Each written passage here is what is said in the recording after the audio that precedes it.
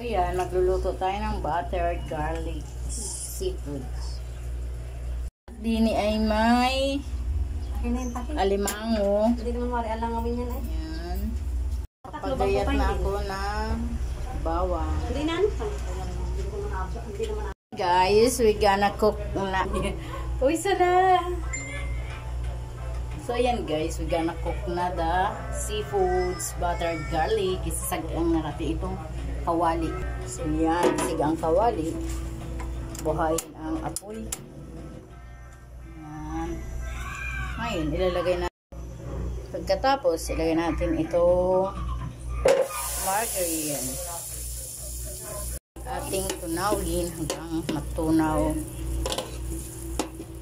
Hintayin ma-melt yung butter bago ilagay yung bawang. Init na rin ako, ilalagay ko na yung bawang. Natutunaw din yung butter niya yan. So yan, haluin na natin. Kasi baka masunog yung butter. At rin, nakaabang na nga ni si Andrea agad. Ay bago pala ang nagaluto. Ay nakaabang na nga ni agad.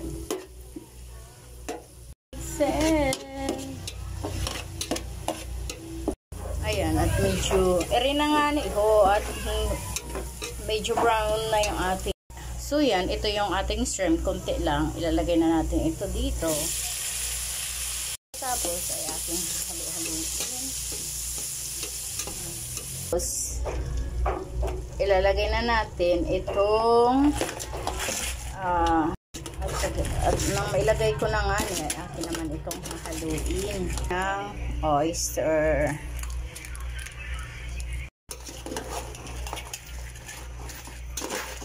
Okay, sabaw ng mais para may lasa. Ayan.